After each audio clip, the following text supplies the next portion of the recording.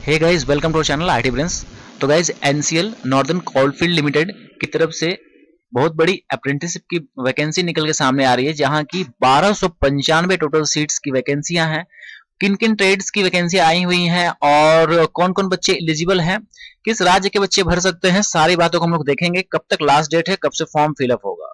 तो guys, NCL northern coalfield limited आप लोग को पता ही होगा कि मिनी रत्न कंपनी है। तो गाइस, इसका ऑफिशियल वेबसाइट मैं खोल लिया हूँ और यहाँ पे देखिए नोटिस रिगार्डिंग, यहाँ पे इसको मैं क्लिक करता हूँ तो ये देखिए यहाँ पे कुछ पीडीएफ जो है ये 8 पन्नों का जो है खुल के सामने आ रहा है।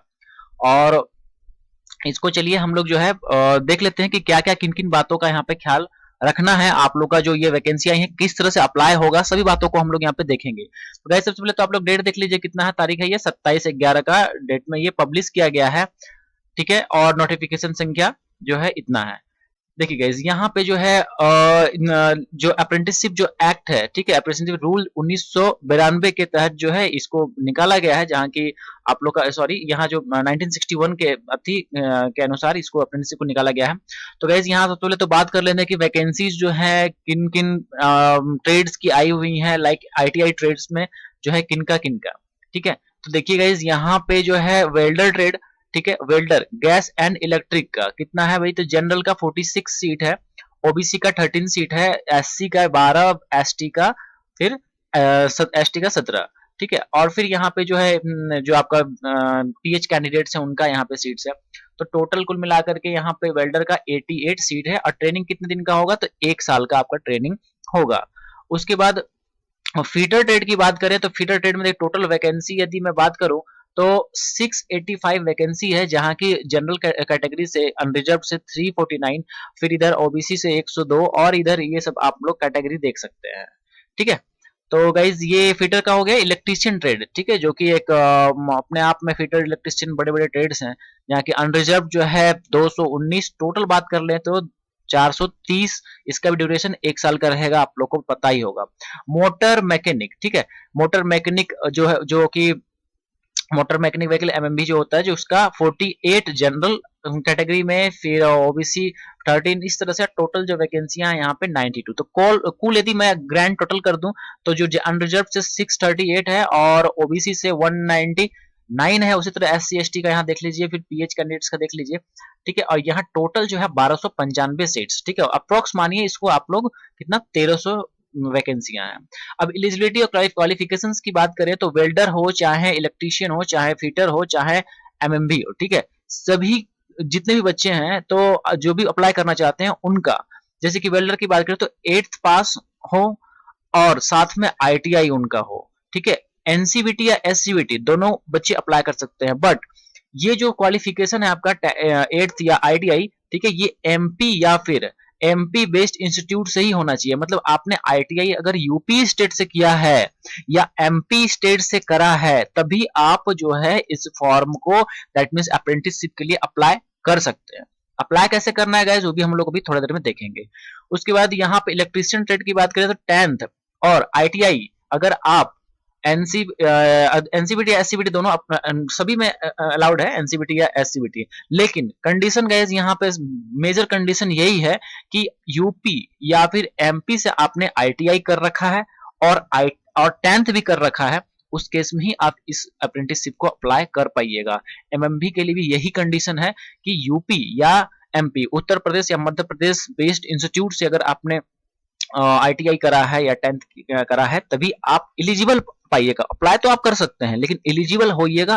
नीचे भी देखेंगे, इसमें भी कंडीशंस लगाए गए हैं किन किन कारणों से आपके फॉर्म रिजेक्ट हो सकते हैं, तो वीडियो में जरूर अंत तक आप बने रहिएगा।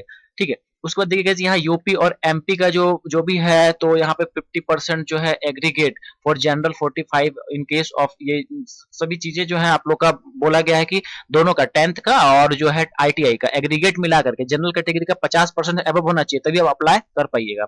ओबीसी कैटेगरी के लिए 45 या एसटी कैटेगरी के 45% यदि आ रहा है, लाइक 10th में मान लेते हैं कि 10th में आपने लाया है 50%, ठीक है, और इसमें आपने लाया है आईटीआई में लाया है 55% या 60% मान लीजिए, 60%, तो इन दोनों को जोड़ लीजिए और डिवाइड बाय 2 कर लीजिए। ठीक है, दोनों का परसेंटेज निकाल के डिवाइड बाय 2 कर लीजिए। यदि आपका 50% या 50% से अबव आता है आईटीआई में, मतलब इन दोनों का एवरेज 10th और आईटीआई का, ठीक है, और आप जनरल कैटेगरी से हैं तभी आप इस फॉर्म को अप्लाई कर पाइएगा। और उसी तरह से ओबीसी कैटेगरी या एसटी या एससी या जो है पीडब्ल्यूडी कैंडिडेट्स की यदि बात करें तो यहाँ पे 45% आना चाहिए या 45% से अबव आना चाहिए इन दोनों का एग्रीगेट। समझ गए? तो ये हो गया। कट ऑफ डेट्स की बात करें तो आपका जो एज है, ठीक है, एज का जो कट ऑफ लिया गया है ये आपका 20/12/2021, ठीक है, 20/12/2021 तक का कट ऑफ डेट इसमें माना गया है, ठीक है। तो यहाँ पे जैसे भी गाइस जो भी होता है एज रिलैक्सेशन यहाँ पे डेट्स भी दिए हुए हैं, लाइक 24 साल तक, 16 से लेकर के 24 साल तक के बच्चे यहाँ पे जो है अप्लाई इसको कर पाएंगे, ठीक है। ये मैं आपको जनरल का बताया। फिर इसमें एज रिलैक्सेशन होता है 3 साल ओबीसी के लिए, फिर एसटी एससी के लिए 5 साल, तो वो इसमें इंक्लूड कर दीजिए। 24 में जैसे कि 5 इंक्लूड है तो 29 साल तक एसटी एससी के बच्चे अप्लाई कर पाएंगे। फिर यदि बात करूं तो 27 साल तक जो है आपका ओबीसी के बच्चे कैंडिडेट्स अप्लाई कर पाएंगे। तो एज कहां से काउंटिंग होगा आपका? यहाँ तक एज, ये 20/12/2021 तक का कट ऑफ डेट है। चलिए अब रिजर्वेशन की बात करें तो यहाँ पे रिजर्वेशन जो है वही आपका जो जो होता है इन लोग का पीडब्ल्यू बीडी कैंडिडेट्स के लिए, ठीक है। तो ये हो गया। एज लिमिट्स देख लीजिए, 16 मिनिमम होना चाहिए और मैक्सिमम कितना होना चाहिए? 24 साल होना चाहिए। ये आपका 20/12/2021 तक अपर एज लिमिट काउंट किया जाएगा। अब आपको बता ही दिए एस टी एस सी के लिए 29, फिर ओबीसी के लिए जो है 3 साल, उसमें मतलब 27 साल हो जाएगा। समझ गए? अब प्रोसेस क्या है अप्लाई करना है? गाइस देखिए अब प्रोसेस आपका सिंपल है। अप्रेंटिसशिप पोर्टल जो है, ठीक है, ये लिंक है, ठीक है, ये मैं डिस्क्रिप्शन में भी अपना लिंक दे दूंगा, ठीक है। apprenticeshipindia.org, यहाँ आई मीन कि बहुत बच्चे ऐसे हैं जो कि इसमें जो है ऑलरेडी अप्लाई जरूर करके रखते हैं, ठीक है।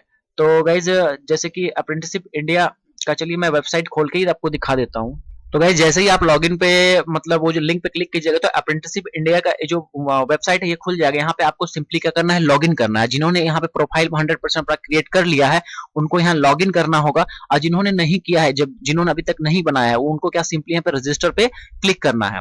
रजिस्टर पे क्लिक करके आपको जो है कैंडिडेट्स पे क्लिक करके यहाँ डिटेल्स आपको भरने पड़ेंगे, और उसके बाद लास्टली जो है सबमिट वो सारा कुछ कर दीजिएगा प्रोफाइल। इसके बाद और भी आपको स्टेप्स भरने होंगे, ठीक है। उन सभी चीज को भरने के बाद आपको अप्रेंटिसशिप का इनरोलमेंट आईडी, एक इनरोलमेंट नंबर आप लोग को मिल जाएगा, ठीक है। और फिर वहीं पे आप जो है लॉगिन वाले अंदर प्रोफाइल सेक्शन में ही आपको जो है सर्च करने के लिए आएगा, ठीक है। जैसे कि इस्टेब्लिशमेंट रजिस्ट्रेशन, ठीक है। आप लोग को सिंपली देखिए रजिस्ट्रेशन नंबर आपने नोट कर लिया, आपको रजिस्ट्रेशन नंबर मिल गया। जिन बच्चों ने ऑलरेडी प्रोफाइल क्रिएट करा है उनके पास रजिस्ट्रेशन नंबर ऑलरेडी होगा, ठीक है, अप्रेंटिसशिप में जो रजिस्ट्रेशन करते हैं। जिन्होंने अभी अभी जो करेंगे उनको रजिस्ट्रेशन नंबर मिल जाएगा। लास्टली जैसे कि आप कोई भी फॉर्म भरते हो तो आपको मिलता है ना रजिस्ट्रेशन, उसी तरह से उसमें भी रजिस्ट्रेशन मिलेगा। उसमें फिर से आपको लॉगिन करना होगा अप्रेंटिसशिप पोर्टल जो हमें दिखाए थे अभी, ठीक है। और उसमें सर्च करना होगा आपको establishment number northern coalfield limited, ठीक है, या फिर रजिस्ट्रेशन नंबर, इससे भी जो है सर्च कर सकते हैं।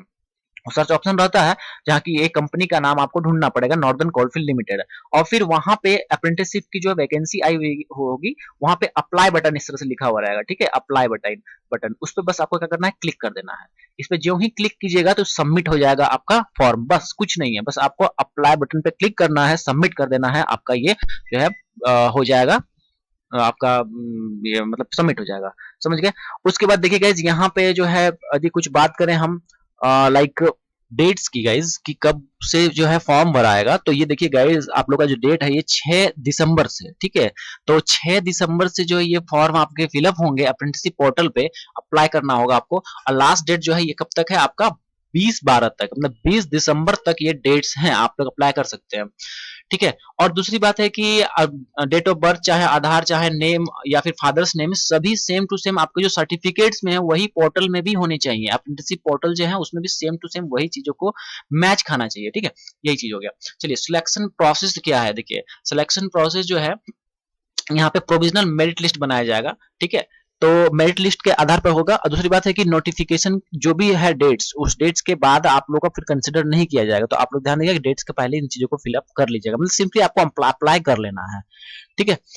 चलिए ये समझ गए कि मेरिट लिस्ट पे तैयार किया जाएगा। उसके बाद देखिए यदि 2 कैंडिडेट्स का मार्क्स सिक्योर सेम हो गया तो उसमें एल्डेस्ट जो जो मतलब कि जिसका डेट ऑफ बर्थ ज्यादा है उनको प्रेफरेंस दिया जाएगा। समझ गए?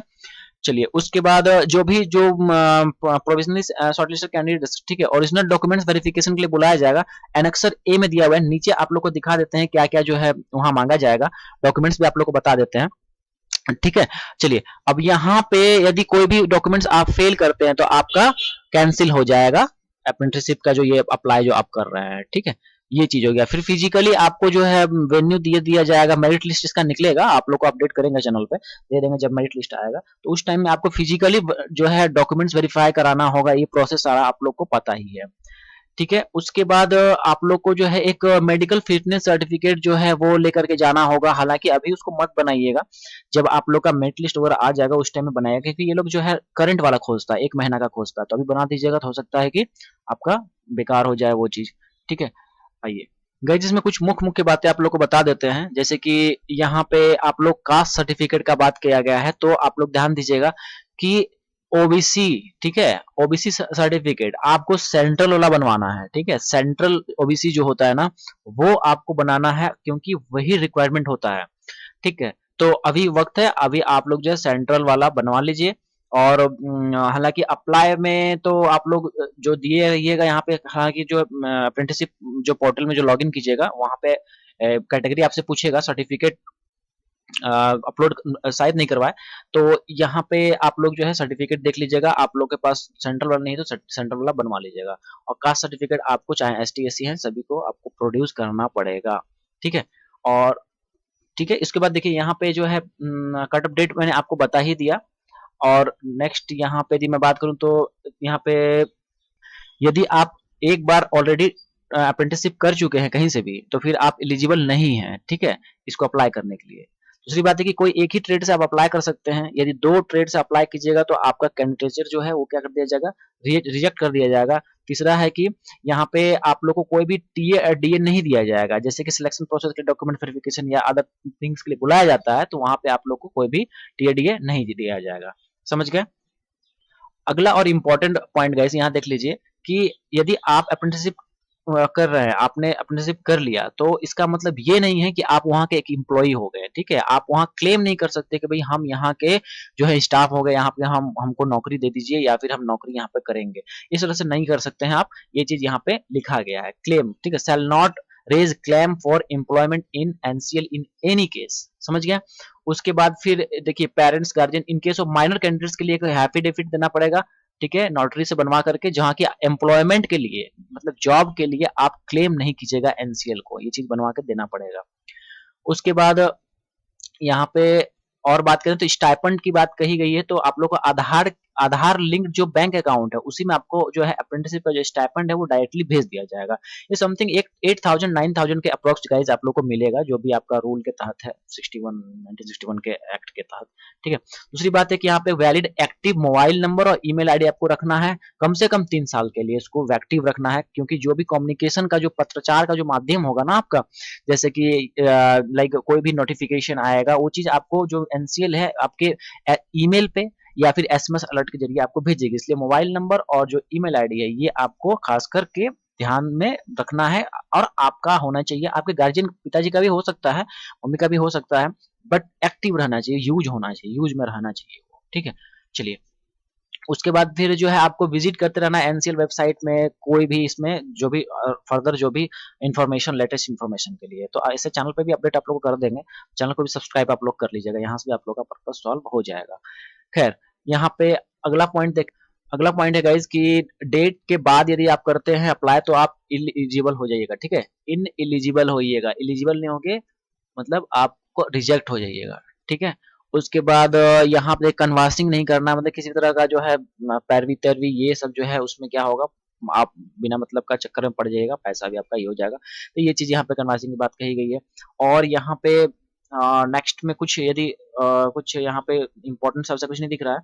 अच्छा, नेक्स्ट यदि मैं देखूँ यहाँ पे, तो देखिए यहाँ पे apprenticeship will not provide any accommodation, fooding, lodging, transportation. अब देखिए ट्रेनिंग पीरियड में आप लोग को ये मेन पॉइंट है कि आपको फूडिंग, लॉजिंग जो है ये चीजें आप लोग को नहीं प्रोवाइड करी जाएंगी, ठीक है, ये समझ गए। अब देखिए कैंडिडेट रिजेक्शन ऑफ कैंडिडेचर कब रिजेक्ट हो सकता है, जब आप इनकम्प्लीट एप्लीकेशन भरिएगा, ठीक है। अप्रेंटिसशिप पोर्टल में आप 100% प्रोफाइल कंप्लीट नहीं करे हैं, हो सकता है कि आपका वो रिजेक्ट कर दिया जाए, इसलिए क्योंकि वो लोग जो है आपका फॉर्म देखेगा, अप्रेंटिसशिप पोर्टल का ही जो जो डाटा है उसी को देखेगा, ठीक है। वहां बिल्कुल इन्फॉर्मेशन करेक्ट करेक्ट भरिएगा और 100% प्रोफाइल कंप्लीट करके भरिएगा, ठीक है। उसके बाद यहाँ देख लीजिए कि does not possess any of the prescribed minimum eligibility criteria to undergo. यहाँ पे देखिए एज का वही जो मैं आपको बोला था वही एज की बात यहाँ कही गई है। और दूसरी बात है कि देखिए ये सबसे बड़ा पॉइंट है, candidates having passed ITI from institute based in state other than UP and MP. यदि अदर देन यदि आईटीआई आप पास किए हैं अदर देन यूपी या फिर एमपी स्टेट से आप पास नहीं करके कोई दूसरे राज्य से किए हैं तो हो सकता है कि आपका जो है रिजेक्ट कर दिया जाएगा फॉर्म। तो आप लोग केयरफुल रहिएगा, यदि आप लोग अदर स्टेट से हैं तो फिर आई थिंक कि भरना बेकार ही है, क्योंकि यहाँ पे कहा जा रहा है कि फॉर्म रिजेक्ट कर जाएगा, तो बेकार का भर के फायदा भी नहीं है।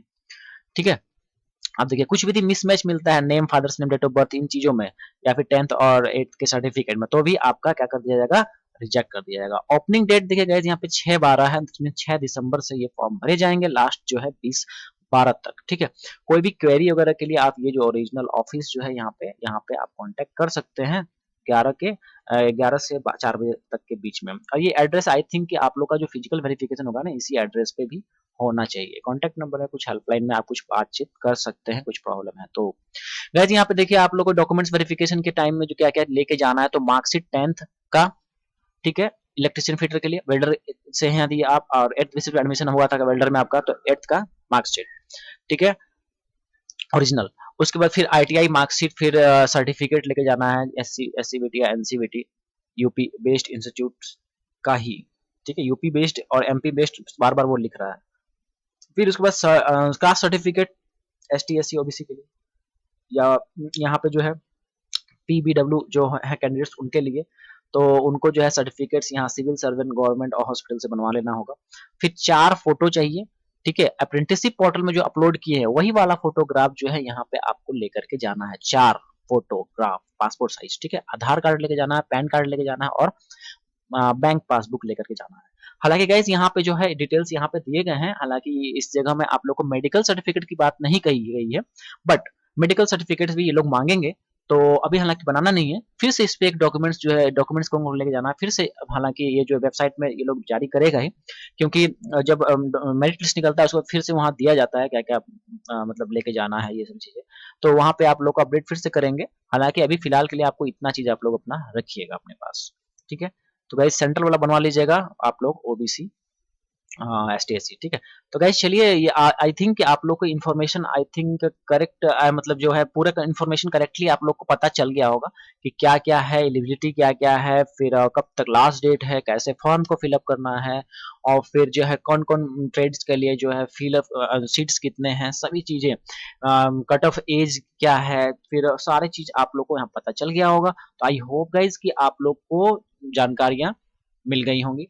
तो गाइज आप लोग इसको जो है फॉर्म फिलअप कर दीजिए, 6 तारीख से अप्लाई कर दीजिए। और चैनल पे गाइज अगर नहीं होंगे चैनल को सब्सक्राइब कर दीजिएगा, वीडियो को भी ज्यादा से ज्यादा अपने दोस्तों तक शेयर कीजिए जो आप लोग के स्टेट के हैं और अदर स्टेट्स के बच्चे हैं यदि देख रहे हैं, तो यूपी के यदि कोई फ्रेंड्स हैं, एमपी के फ्रेंड्स हैं, उनको शेयर कर दीजिए। गाइज चलिए मिलते हैं कोई न्यू अपडेट के साथ, कोई अदर जानकारी के साथ, कोई अदर अप्रेंटिसशिप या जॉब की वैकेंसी आती है। तब तक के लिए थैंक यू सो मच, बने रहिए चैनल पे, धन्यवाद।